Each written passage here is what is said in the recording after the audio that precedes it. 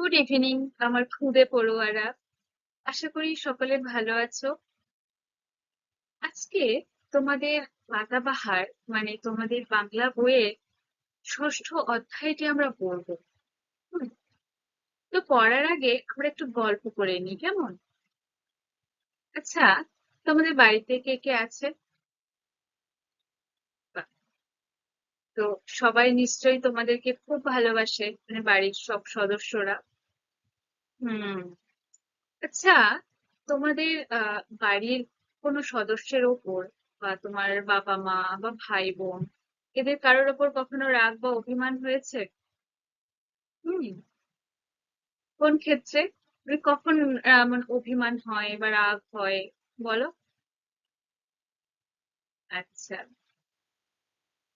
তো আমরা যে অধ্যায়টি আমরা পড়বো, অর্থাৎ যে ষষ্ঠ অধ্যায়, সেটা না এরকম একটা বাচ্চা মেয়ের অভিমান নিয়ে কবিতাটি। ঠিক আছে, তো চলো দেখে নিই। আমরা যে কবিতাটি পড়বো সেটা হলো কবি নবকৃষ্ণ ভট্টাচার্যের লেখা বিমলার অভিমান। হুম। তো এই যে কবিতাটি আমরা পড়বো বিমলার অভিমান বলে, তো এই কবিতাটিতে কবি নবকৃষ্ণ ভট্টাচার্য বিমলা নামের এই বাচ্চা মেয়েটির বা তার অভিমানী মনের বা তার যে কারণে অভিমান জমেছে তার মনে, সেই কথাগুলি তুলে ধরেছেন তার এই কবিতার মধ্যে দিয়ে। হুম। তো এই বিমলার অভিমান কেন হয়েছে, না তার সংক্ষেপে আহ, একটু বলি যে বিমলার দাদা আর তার ভাইকে তার মা বেশি করে ক্ষীর দিয়েছে, আর বিমলাকে কম করে ক্ষীর দিয়েছে। তাই জন্য বিমলার অভিমান হয়েছে তার মায়ের ওপর। হুম, এটা হলো আসল বিষয়। তো যখন আমরা কবিতাটা পুরোপুরি ব্যাখ্যা বিশ্লেষণ করে পড়বো, তখন আরো ভালো করে জানতে পারবো।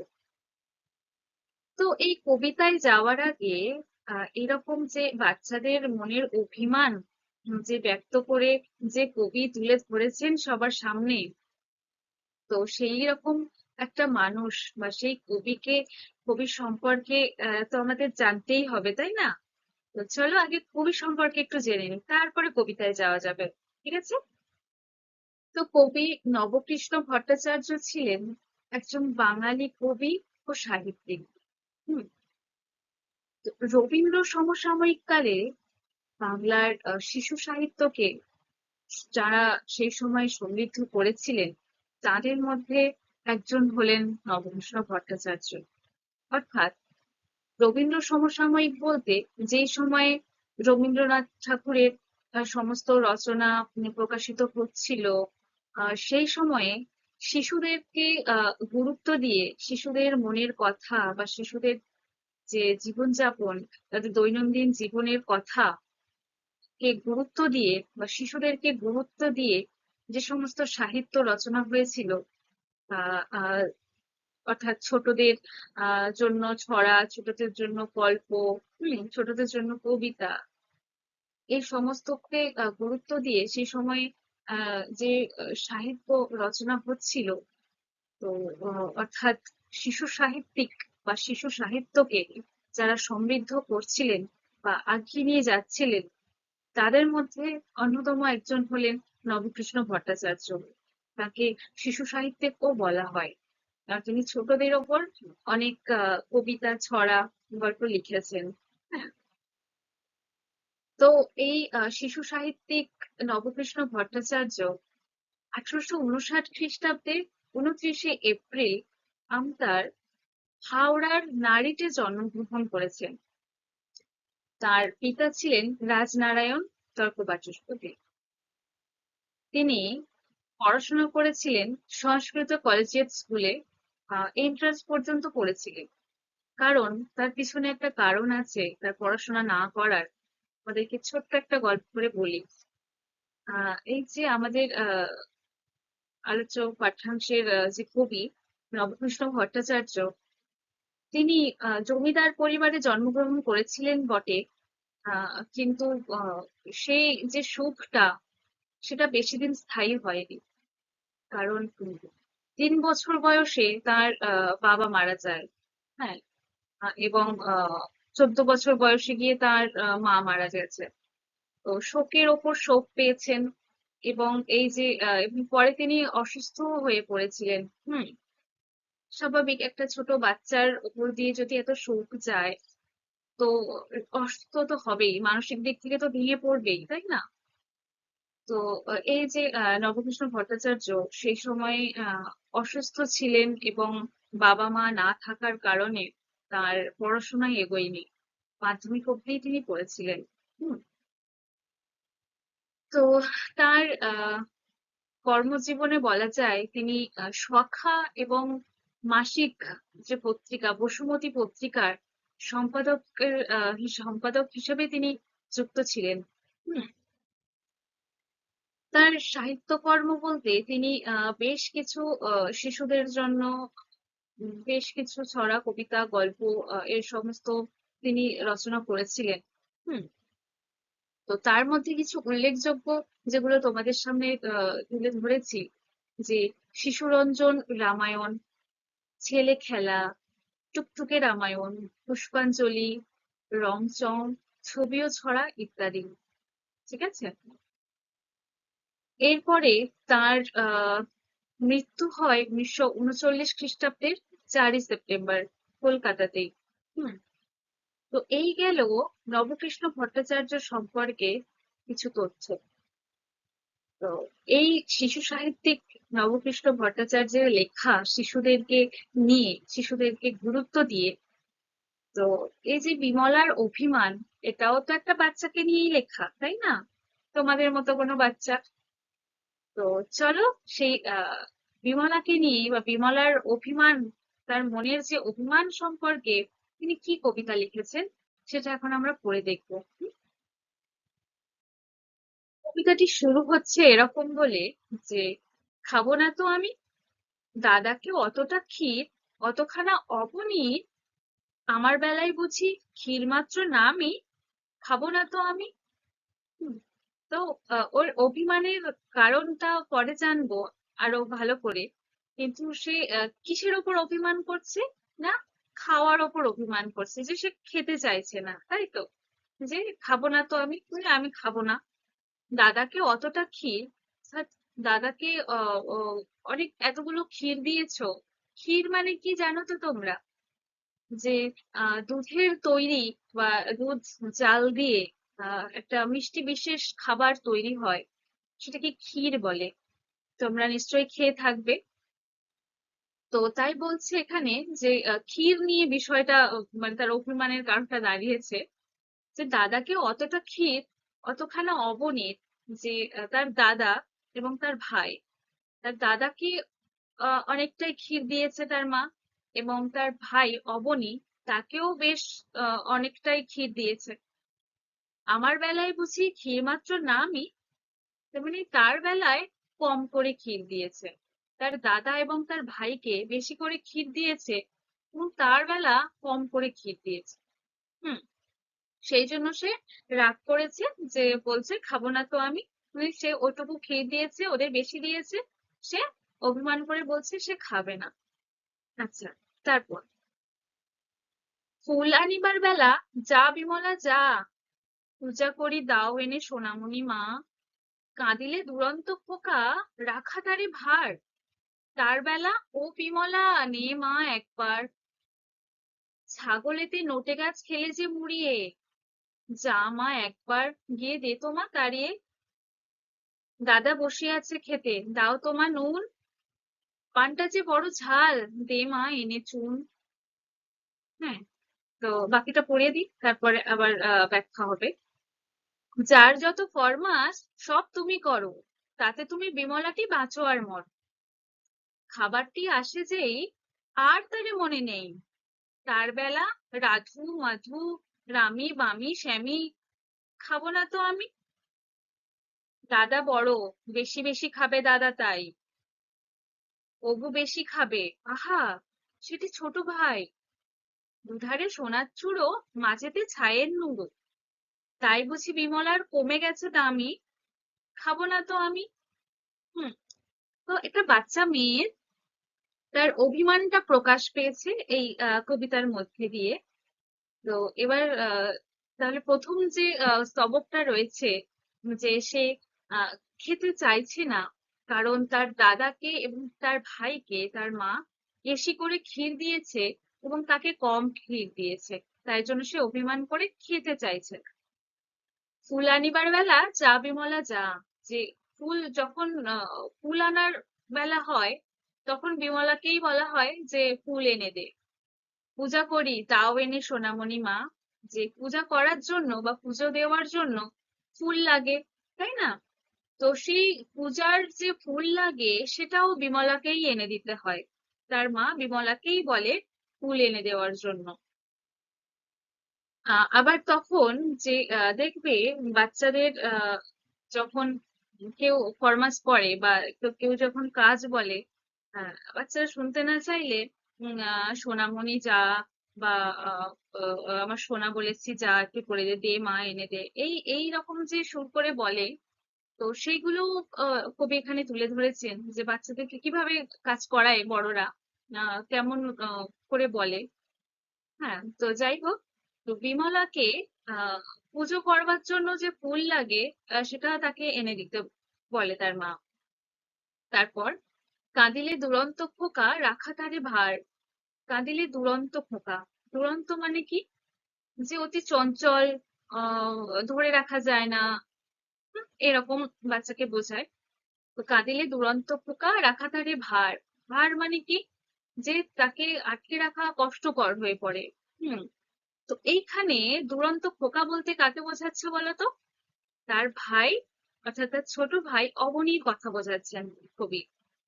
যে কাঁদিলে দুরন্ত খোকা রাখা তারে ভার, সে তার ভাই অর্থাৎ অবনী, সে তো ছোট, সে যখন কাঁদে তাকে আটকে রাখা বা তাকে সামলানো বেশ কষ্টকর, কিন্তু তাও সেটা বিমলাকেই করতে হয়। হ্যাঁ, তার বেলা ও বিমলা নে মা একবার। অর্থাৎ এই যে তার ভাই যখন কাঁদে, সে তো দুরন্ত, সে তো চঞ্চল, দুষ্টু বাচ্চা। দুষ্টু বাচ্চা বলতে সেই অর্থে নয় যে আহ কান্না করলে সহজে থামে না বা তাকে সহজে সামলানো যায় না। তো সে যখন কাঁদে তখন তার মা কি করে, সে বেলায় বিমলাকেই বলে সেই বাচ্চাটাকে সামলানোর জন্য, তাকে নেওয়ার জন্য। হুম। ছাগলেতে নোটে গাছ খেলে যে মুড়িয়ে, যা মা একবার গিয়ে দে তোমা তাড়িয়ে। যে যখন ছাগলে নোটে গাছ মুড়িয়ে খায় বাগানে, তখন বিমলাকেই যেতে হয় সেই ছাগলটাকে তাড়ানোর জন্য। তখন বিমলাকেই তার মা কাজটা বলে যে ছাগলটা তাড়িয়ে আয়, তার দাদাদের নয় বা ভাইকে নয়। হুম। দাদা বসিয়ে আছে খেতে, দাও তোমা নুন। যে দাদা খেতে বসেছে, নুন নেই, তো তাই বলছে যে দাদা খেতে বসেছে, তাই নুনটাও এনে দিতে হবে।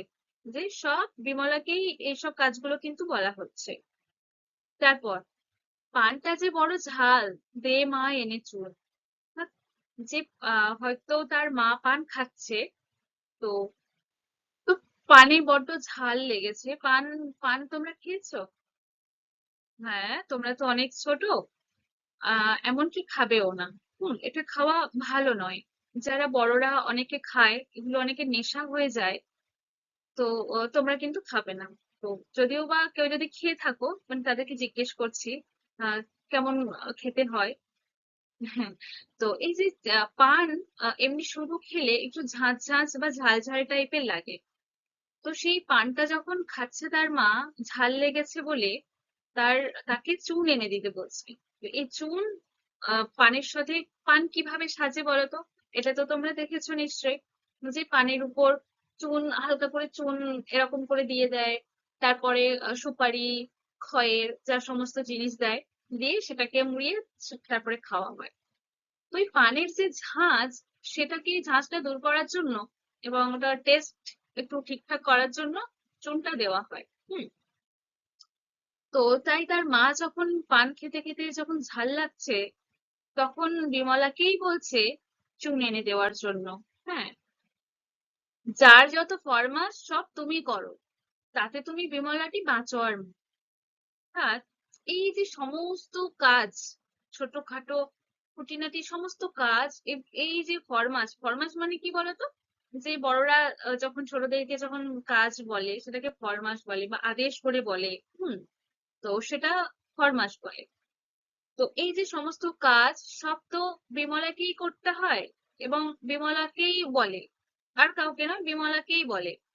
তাতে তুমি বিমলাকে বাঁচো আর মরো, যে তাতে বিমলার যে কষ্ট হচ্ছে বা সে যে করতে চাইছে না সেটা বলতে পারবে না, তাকে কাজটা করতেই হবে এরকম।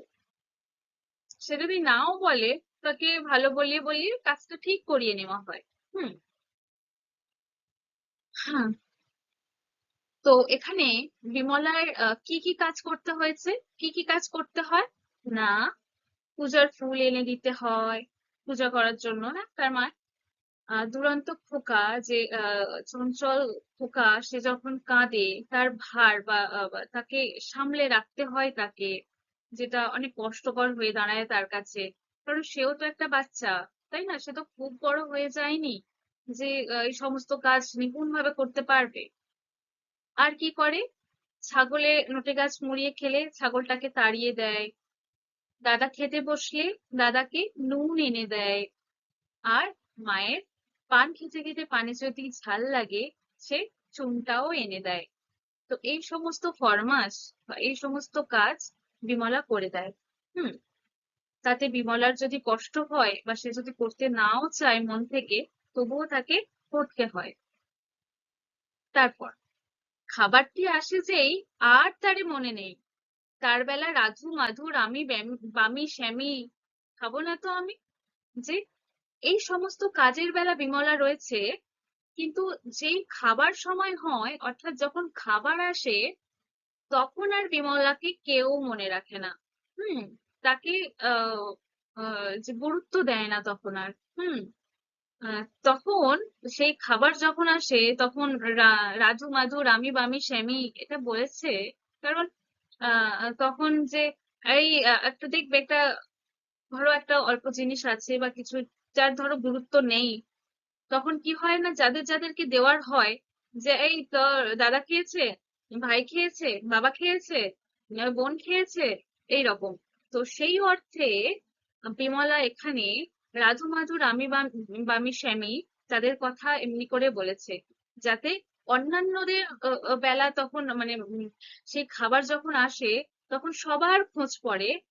তখন সবাইকে দেওয়ার কথা ভাবে, কিন্তু বিমলার কথা কেউ মনে রাখে না, বা বিমলাকে আলাদা করে এরকম করে গুরুত্ব দেওয়া হয় না। হুম। তখন সবাইয়ের খোঁজ পড়ে বিমলা বাদে। সেজন্য আবার সে অভিমান করে তাই বলছে যে খাবো না তো আমি, যে আমি খাবো না। দাদা বড়, বেশি বেশি খাবে দাদা, তাই যে দাদা বড় বলে তাকে বেশি বেশি বেশি বেশি করে খেতে দেওয়া হয়। হুম। যে তার মাও তাকে এটা বলে যে দাদা বড়, তাই সে বেশি বেশি খাবে। অবু বেশি খাবে, আহা সেটি ছোট ভাই। অবু অর্থাৎ অবনী, বিমলার ছোট ভাই, তাকেও বেশি বেশি খাওয়ার কথা বলে তার মা, কারণ সে ছোট ভাই তাই। হুম। দুধারে সোনার চূড়ো, মাঝেতে ছায়ের নুড়ো, তাই বুঝি বিমলার কমে গেছে দামি। যে দুধারে সোনার চূড়ো, অর্থাৎ বিমলারা তিন ভাই বোন। বিমলার দাদা, বিমলা আর তার ছোট ভাই অবনী, তাই তো? তো বিমলা কি মেজো, তার দাদা বড়, সে মেজো, আর তার ছোট ভাই অবনী সে ছোট। তো এই যে দুই ধারে সোনার চূড়ো বলেছে, অর্থাৎ যে বড় সে, আর শেষে যে ছোট সে, এই দুজনকে সোনার চূড়ো বলছে। বিমলার কথায় সেটা আমরা বুঝতে পারছি, যে তার মতে এই যে দুই ধারে, অর্থাৎ বড় দাদা এবং ছোট ভাই, তারা যেন সোনার চূড়ো। চূড়ো মানে কি? যে শৃঙ্গ বা শিখরকে বোঝায়, যেমন পাহাড়ের চূড়ো হয় বা কোনো কিছু চূড় করে রাখলে যে শৃঙ্গ বা শিখর মতো থাকে, আহ মানে সর্বোচ্চ উপরে স্থান, এই রকমটা বোঝায়। হ্যাঁ। তো তাই বলছে যে তার দাদা এবং তার ছোট ভাই ভাই তারা যেন সোনার চূড়ো, আর মাঝেতে ছায়ের নুড়ো। মাঝেতে বলতে বিমলাকেই বোঝাচ্ছে, সে মেজো। তাই মাঝেতে ছায়ের নুড়ো বলছে। ছায়ের নুড়ো মানে কি বলতো? নুড়ো যেটা এই যে খড় বা ঘাস দিয়ে একটা আঁটি করে বা গুলটি করে একটা কিছু বানানো হয়, যেটা দিয়ে আগুন ধরানো হয়। আবার এই খড়ের বা ঘাস দিয়ে তৈরি করা যে নুড়োটা, যেটাকে নুটিও বলে। আগের আগের দিনকার গ্রামের দিকে এরকম নুটি বানিয়ে, অর্থাৎ খড় গোল করে পাক করে বা কিছু ঘাস জড়ো করে গোল করে পাক করে সেটাকে নুটি তৈরি করে, সেটা দিয়ে ছাই দিয়ে আহ থালা বাসন মাজার কাজে, হুম, এই সমস্ত কাজে লাগায়। তো সেই অর্থে সেই তো এই যে ছাইয়ের নুড়ো হয়, বা এই নুড়ো দিয়ে আবার আগুনও ধরানো হয়, ঠিক আছে? তো এই যে ছাইয়ের নুড়ো, এটার কি, এটার খুব একটা ভ্যালু থাকে না, বা এর কোনো দাম থাকে না, তাই না? যে কোথায় সোনার চূড়ো আর কোথায় ছায়ের নুড়ো, তাই না? যে ছায়ের নুড়োর কোনো দাম নেই, তো ছায়ের নুড়ো দিয়ে আগুন ধরানো হয় বা ওটা দিয়ে এই সমস্ত ছোটখাটো কাজ করা হয় না, ওর ওর কোনো গুরুত্ব নেই। তো সেই রকম গুরুত্বহীন বোঝাচ্ছে নিজেকে বিমলা, অভিমান করে বা কষ্ট পেয়ে, যে সে তার নিজেকে ছায়ের নুড়োর সাথে তুলনা করছে, এবং তার দাদা আর তার ভাইকে সোনার চূড়োর সাথে তুলনা করছে, যে তার দাদা আর ভাই সে সোনার চূড়ো, আর সে মেজো মাঝেতে, তাই সে যেন ছায়ের নুড়ো হয়ে গেছে। তাই বুঝি বিমলার কমে গেছে দামই, তাই জন্য বোধহয় বিমলার কোনো দাম নেই, বিমলার দাম কমে গেছে, সে মাঝে, তাই বড় আর ছোট তাদের শুধু দাম আছে, আমার কোনো দাম নেই। হ্যাঁ, এরকমটা সে অভিমান করে বলছে। ভাবো না তো আমি, যে সে কিছুতেই খেতে চাইছেন। তো এটা সত্যি, এটা আগেকার দিনে হতো, কিংবা হয়তো বা এখনো হয়ে থাকে কোনো কোনো পরিবারে, যে যারা বিশেষ করে মেয়েদের প্রতি এটা হয়ে থাকতো বা হয়ে থাকে, যে মেয়েদেরকে অতটা ভালোভাবে গুরুত্ব দেওয়া হয় না, যে তারা শুধুমাত্র কাজের জন্য রয়েছে, তাদেরকে দিয়ে নানান ফাইফরমাস খাটিয়ে নেওয়া হয়, কিন্তু খাওয়ার বেলা ছেলেদেরকেই বেশি, বা গুরুত্ব দেওয়ার বেলা ছেলেদেরকেই বেশি গুরুত্ব দেওয়া হয়, তাই না? জানি না তোমাদের সাথে এমন হয়েছে কিনা, বা তোমরা এরকমটা দেখেছো কিনা। না দেখাই ভালো, বা না হওয়াই ভালো। কারণ একটা একটা পরিবারে একটা বাচ্চা তার বাবা মায়ের কাছ থেকে বেশি প্রত্যাশা করে সবকিছুর, তাদের থেকে সে বেশি সম্মান, গুরুত্ব, ভালোবাসা সবটা নিজের বাবা মায়ের থেকেই পেতে চায়। এবং যখন তার বাবা মায়ের থেকে যখন এই অবহেলাগুলো পায়, তখন সেই বাচ্চাটার মনে অনেক প্রভাব পড়ে, অনেক খারাপ প্রভাব পড়ে, সে অনেক কষ্ট পায়, মানসিক দিক থেকে ভেঙে পড়ে। তার তার কাছে এই বাবা মায়ের ভালোবাসা, বা বাবা মায়ের যে সমান চোখে দেখা, তাকে গুরুত্ব দেওয়া, এই সমস্ত বিষয়ে একটা খারাপ ধারণা জন্মায় তার মনে, যে মেয়েদের তো সত্যিই তো আমার কোনো ভ্যালু নেই, আমার কোনো দাম নেই পরিবারে, আমি শুধু কাজের বেলায় রয়েছি। হুম, যে আমার বাবা মা আমাকে ভালোবাসে না, এরকম একটা ধারণা তার মনে জন্মায়। সে অনেক কষ্টের মধ্যে দিয়ে যায়। তো হয়তো বা কোনো পরিবারের কোনো বাচ্চার সাথে এমন যদি হয়, সে হয়তো বলতে পারে না মুখ ফুটে, যেটা বিমলা অভিমান করে সেগুলো বলে দিয়েছে। তো অনেক বাচ্চার সাথেও এমন হয়, তারা হয়তো বলতে পারে না। তো আমি বলবো যে এরকমটা না হওয়াই উচিত। কোনো বাবা মাই যেন তার বাচ্চাদেরকে এরকম আলাদা করে বা আলাদা চোখে না দেখে, যে ছেলেদের মূল্য বেশি, বা বড়, যে বড় হবে তার তার মূল্য বেশি, তাকে ভালোবাসবে বেশি, বা যে ছোট হবে তাকে ভালোবাসবে বেশি বা মূল্য দেবে বেশি, আর যে মেজো মাঝখানের, যে তাকে কম ভালোবাসবে বা কম গুরুত্ব দেবে, এটা একদমই ঠিক নয়। শুধু এটা মেয়েদের ক্ষেত্রে নয়, বাচ্চা ছেলেদের ক্ষেত্রেও হয়তো হয়ে থাকে, যে মেজো অর্থাৎ মাঝের জন, যে তার এরকম হয়তো কোনো ছেলে বাচ্চার মনেও হয়তো এরকম কষ্ট চেপে রয়েছে, বা সেও ফেস করছে বিষয়টা, তাই না? এরকমটা হতেই পারে, আগেও হতো, হয়তো এখনো হতে পারে কোনো কোনো পরিবারে, গ্রামে হোক বা শহরে। কিন্তু না হওয়াই উচিত। সব বাবা মায়েরও উচিত তাদের বাচ্চাদেরকে সমান চোখে দেখা, সমান গুরুত্ব দেওয়া, তাই না? তো এখানে আমরা কি দেখছি যে মূল বিষয় যেটা, সেটা হলো বিমলার অভিমান। যে বিমলা অভিমান করেছে খাবারের ওপর, যে সে খাবে না, কারণ তার মা তার দাদা এবং তার ভাইকে বেশি করে ক্ষীর দিয়েছে, তাকে কম করে ক্ষীর দিয়েছে। হ্যাঁ, তাকে সমস্ত কাজ করিয়ে নেয়। হুম। কিন্তু খাওয়ার বেলায় তাকে আর কেউ গুরুত্ব দেয় না, বা তাকে আর কেউ মনে রাখে না। তখন সবার কথা ভাবা হয়, কিন্তু বিমলার কথা ভাবা হয় না। সে এতটা কষ্ট পেয়েছে, বা অভিমান, রাগ থেকে বলছে যে আহ, যে দাদা বড়, তাই জন্য। আর এটা এটা তো শুধু বিমলা নিজে থেকে বলছে না, তার মা বলেছে, বা কোনো কোনো পরিবারে তাদের মায়েরা বলে থাকে বাচ্চাদের। সেই রকম সে যদি অভিমান করে বলে, তার মা হয়তো এটা বলে থাকে যে দাদা বড় বা দিদি বড়, যাই হোক, বড়, তাই ওকে একটু বেশি দেওয়া হোক। বা ও তো ছোট ভাই তোর, ও তো ছোট বোন তোর, ও একটু বেশি করে খাক না, কি আছে, এরকমটা বলে থাকে। কিন্তু এটা বিমলার মনে অনেক কষ্ট দিয়েছে, যে তার কাজের বেলায় শুধু সে, খাবার বেলায় তাকে আর কেউ মনে রাখে না। তাই সে তার দাদা এবং তার ভাইকে সোনার চূড়ো বলেছে, এবং নিজেকে ছায়ের নুড়োর সাথে তুলনা করেছে। সে অভিমান করে এসব উম, এগুলো সে বলতে বাধ্য হয়েছে। তো বুঝতে পেরেছো তোমরা যে বিমলার অভিমান কবিতাটি, যে বিমলার খাবার উপরে যে অভিমান হয়েছে, যে রাগ হয়েছে, তার কারণ কেন, বুঝতে পেরেছো নিশ্চয়ই, আশা করছি তোমরা।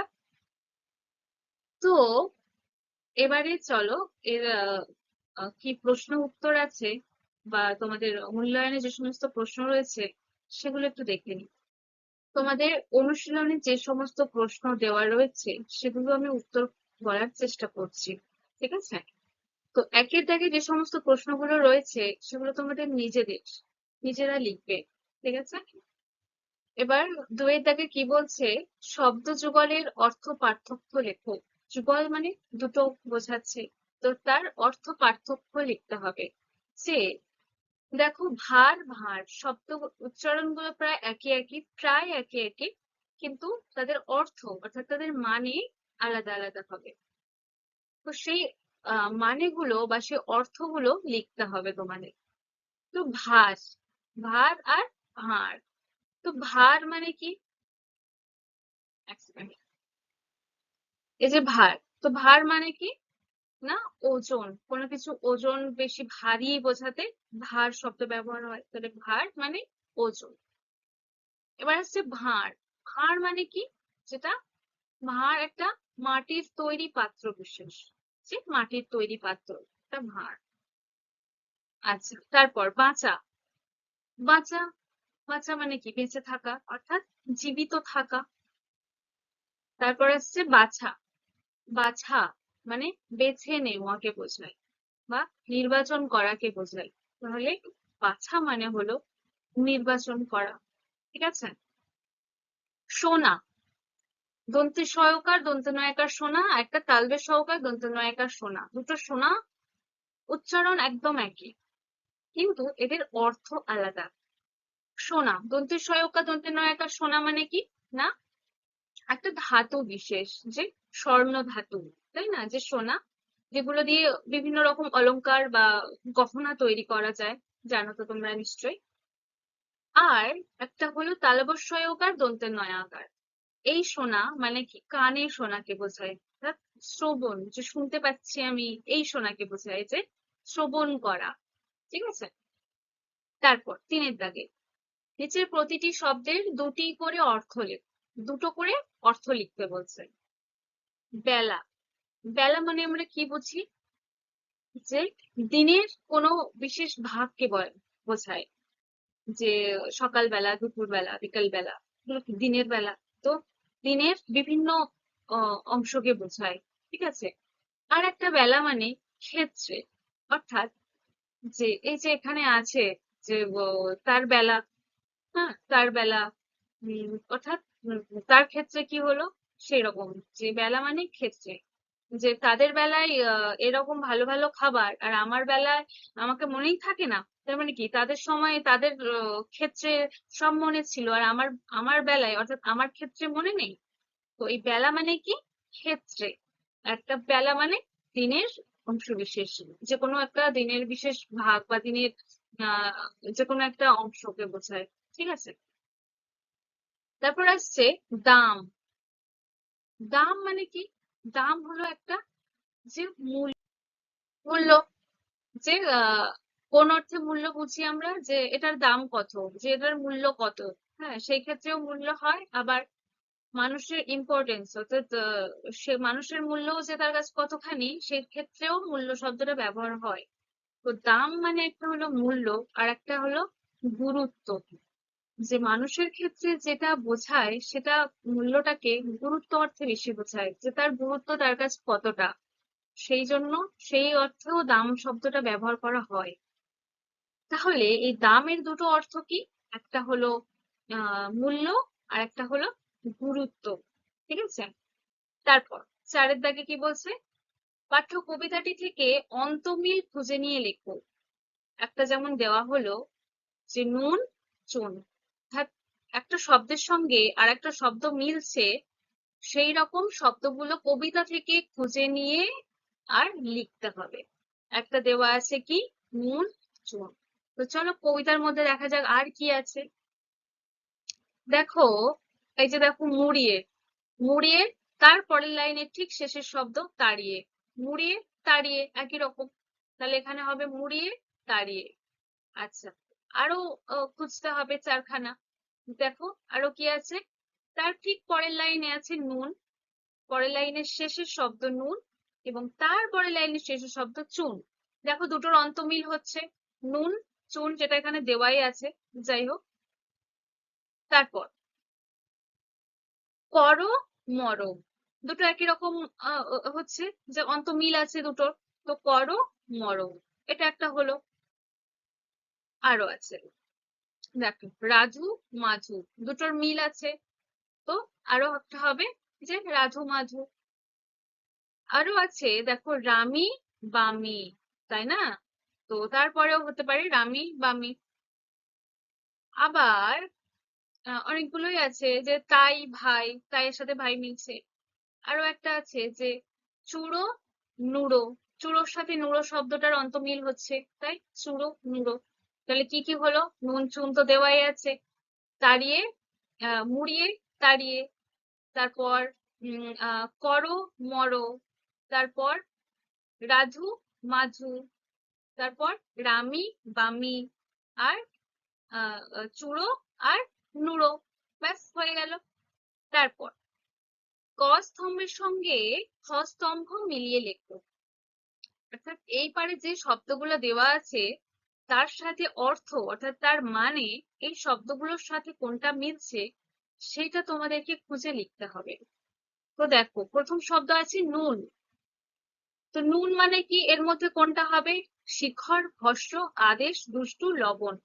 তাহলে নুন মানে লবণ জানি আমরা, তাহলে নুন লবণ। তারপর আসছে দুরন্ত। দুরন্ত কোনটা হবে? শিখর ভস্য আদেশ না দুষ্টু? দুষ্টু, দুরন্ত দুষ্টু, তাহলে দুরন্ত দুষ্টু। ছাই, ছাই কি হবে? শিখর ভস্য না আদেশ? ছাই মানে ভস্য, তাহলে ছাই ভস্য। ফরমাস কি হবে? আদেশ। চূড়ো শিখর বা শৃঙ্গ, মনে আছে তো?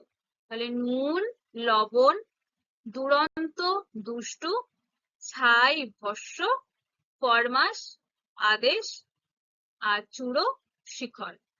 ঠিক আছে, এবার আসছি পরের পাতায়। আচ্ছা, তারপর দেখো ছয়ের দাগে বলছে শব্দ ঝুড়ি থেকে নিয়ে বিশেষ্য ও বিশেষণ আলাদা করে লেখ। আচ্ছা, বিশেষ্য আর বিশেষণ তোমরা কি জানো? বিশেষ্য কাকে বলে আর বিশেষণ কাদের বলে, মানে কাকে বলে? বিশেষ্য যেটা নাম বোঝায়, হ্যাঁ, কোনো কোনো বস্তু বা কোনো জায়গা বা কোনো মানুষের নাম, কোনো প্রাণীর নাম, কিছুর নাম বোঝালে সেটা সেটাকে বিশেষ্য বলে। আর বিশেষণ যেটা হলো যে শব্দটা ওই বিশেষের বা কোনো কিছুর দোষ গুণ অবস্থা এগুলো বিচার করে বা এগুলোকে বোঝায়, সেগুলো হয় বিশেষণ। সেটা রং সম্পর্কে বলতে পারে, কোনো কিছুর স্বভাব সম্পর্কে বলতে পারে, সেটার কোনো খাবারের টেস্ট সম্পর্কে বলতে পারে। ঠিক আছে, অর্থাৎ যে শব্দটা আহ আহ, সেই বাক্যের বা বাক্য বাদ দিচ্ছি, যে সেই শব্দটা কোনো কিছুর দোষ, গুণ, অবস্থা, তার সম্পর্কে এরকম বোঝায়, তখন সেটা বিশেষণ হয়। ঠিক আছে, তো এই যে শব্দ ঝুড়িটা দেওয়া রয়েছে, তো এর মধ্যে থেকে আমাদেরকে যেগুলো বিশেষ্য সেগুলো আলাদা করতে হবে, আর যেগুলো বিশেষণ সেগুলো আলাদা করতে হবে। তো দেখো, প্রথম শব্দ আছে ক্ষীর। ক্ষীর কি? একটা দুধের তৈরি একটা মিষ্টি খাবার বিশেষ, তাই না? তো ক্ষীরটা তাহলে কি হচ্ছে? একটা খাবারের নাম। তাহলে নাম বোঝালে কি হয় বলেছি? বিশেষ্য। তাহলে ক্ষীর শব্দটা বিশেষ্যের ঘরে বসবে। তারপর বেশি। বেশি বোঝাচ্ছে যে তার দোষ, গুণ, অবস্থা বা পরিমাপ বোঝাচ্ছে, যে কম না বেশি। এটা কি কোনো নাম বোঝাচ্ছে? নাম বোঝাচ্ছে না। সে এটা আহ পরিমাপ বোঝাচ্ছে, যেটা বেশি আছে।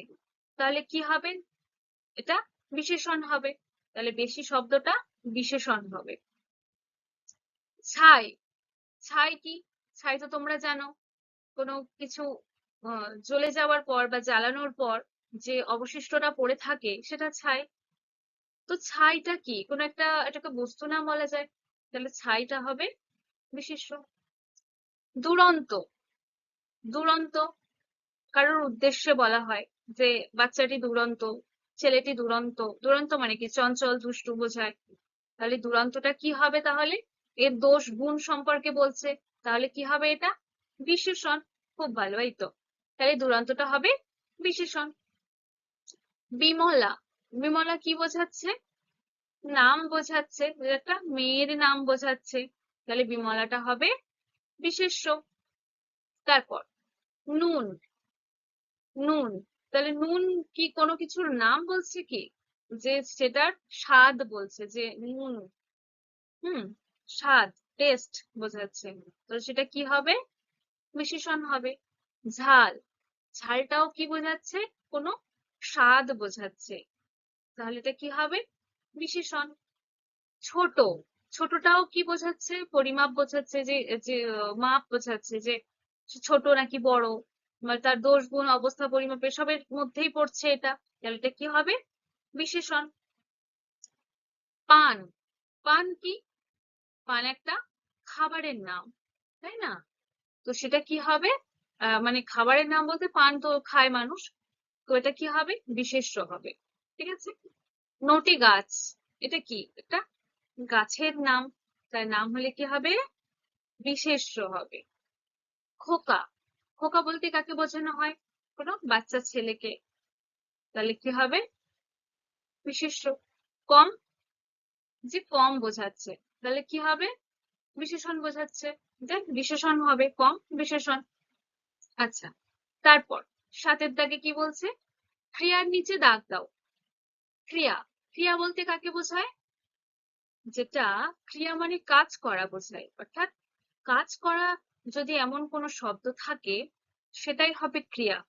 খাওয়া, ঘুমানো, হাঁটা, চলা, পড়তে বসা, লেখা, মানে পড়া লেখা, এই সমস্ত কিছু যে শব্দটাই কোনো কাজ করা বোঝাবে, সেটাই হবে ক্রিয়া। ঠিক আছে, তো চলো দেখো, একের দাগে কি বলছে? খাবো না তো আমি। এর মধ্যে ক্রিয়া কোনটা? কোন শব্দটা কাজ করা বোঝাচ্ছে? খাবো। খাওয়াটা কাজ করা বোঝায়। তাহলে এর মধ্যে ক্রিয়া হবে খাবো। ঠিক আছে,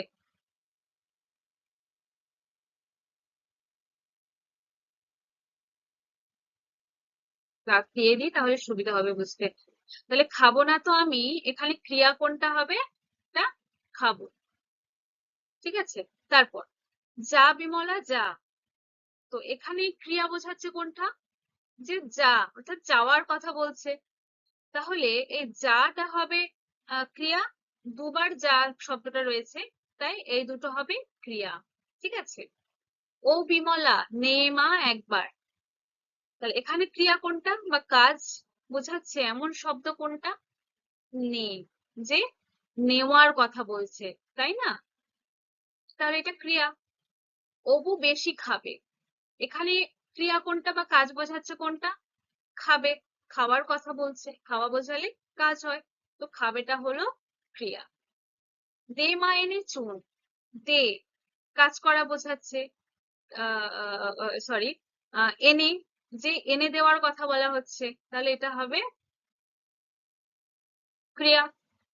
ঠিক আছে, এবার আসছে শূন্যস্থান পূরণ করো। তোমাদেরকে কবিতার লাইন তুলে দেওয়া হয়েছে, সেখান থেকে যেটা নেই সেই শূন্যস্থানটা তোমাদেরকে পূরণ করতে হবে। তো কি বলছে? ড্যাশ করি দাও এনে সোনামণি মা। কি হবে? দেখো, কবিতার লাইনে আছে, দ্বিতীয় স্তবকের দ্বিতীয় লাইনে, যে পূজা করি দাও এনে সোনামণি মা, তাই না? তাহলে এখানে কি হবে? পূজা, অর্থাৎ পূজা করি দাও এনে সোনামণি মা। তারপর কাঁদিলে ড্যাশ খোকা রাখা তার ভার, তারে ভার। তাহলে কোথায় আছে কবিতার মধ্যে? ঠিক তার পরের লাইনে, কাঁদিলে দুরন্ত খোকা রাখা তারে ভার। তাহলে এখানে কি হবে? দুরন্ত। ঠিক আছে, ছাগলেতে ড্যাশ গাছ খেলে যে মুড়িয়ে, কোথায় আছে? তার এক লাইন পরে আছে, দেখো, ছাগলেতে নোটে গাছ খেলে যে মুড়িয়ে। তাহলে এখানে কি হবে? নোটে হবে। ঠিক আছে, পানটা যে বড় ড্যাশ দে মা এনেছো। তাহলে দেখো, তার দু লাইন পরে আছে, পানটা যে বড় ঝাল দে মা এনে চুন। তাহলে এখানে কি হবে? ঝাল। ঠিক আছে, এবার আসছে যেটা বেমানান তার নিচে দাগ দেওয়া। ঠিক আছে, আচ্ছা, যেটা বেমানান তার নিচে দাগ দেওয়ার কথা বলছে। ক্ষীর, ছাগল, বিমলা, অবনী, দাদা। এখানে কোনটা বেমানান বলে মনে হচ্ছে? যে ছাগল, সেটাও একটা প্রাণীর নাম। বিমলা, অবনী, দাদা, এগুলো কি? এগুলো সব মানুষকে বোঝাচ্ছে। তাহলে এখানে একটাই বেমানান শব্দ আছে, যেটা হলো ক্ষীর, যেটা একটা খাবারের নাম বোঝাচ্ছে, তাই না? তারপর ফুল, রাজু, বিমলা, সোনামণি মা, পূজা।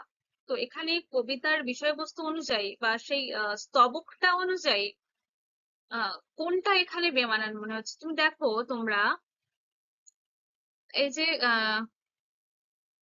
ফুল আনিবার বেলা যা বিমলা যা, পূজা করি দাও এনে সোনামণি মা।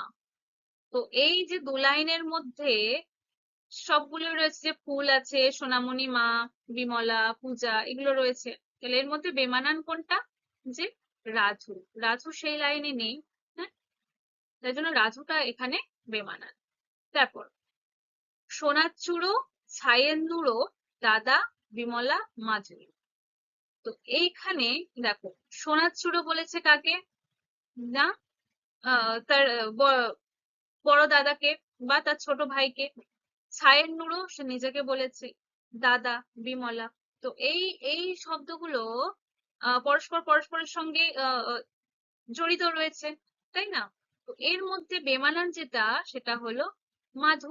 মাধুকে এদের সাথে কোনোভাবে জড়িত এদের মধ্যে নয়, তাই মাধুটা হলো বেমানান শব্দ। ঠিক আছে, তারপর দশের দাগে বলছে বিপরীত শব্দ। দাও, কি হবে? নাও।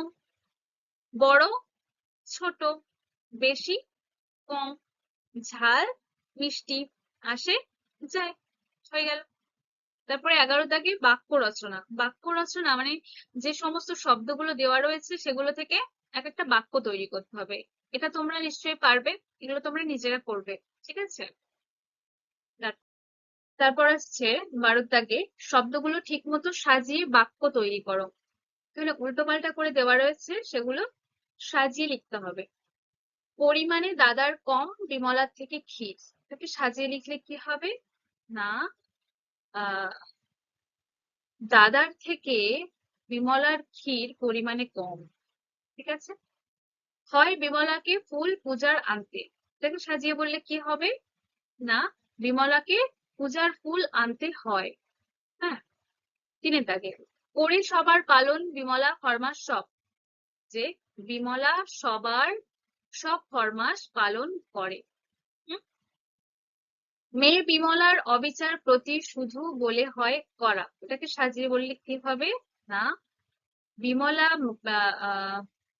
মেয়ে বলে বিমলার প্রতি শুধু অবিচার করা হয়। যে শুধু শুধু মেয়ে বলে বিমলার প্রতি অবিচার করা হয়।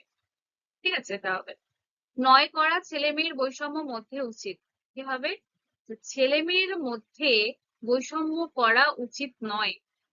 বৈষম্য মানে যে ভেদাভেদ করা উচিত নয়, যে ছেলে বলে তাদেরকে বেশি ভালোবাসবো, মেয়ে বলে তাদেরকে বেশি ভালোবাসবো না, গুরুত্ব দেব না, এটা করা উচিত নয়, সেটাই বোঝাচ্ছে।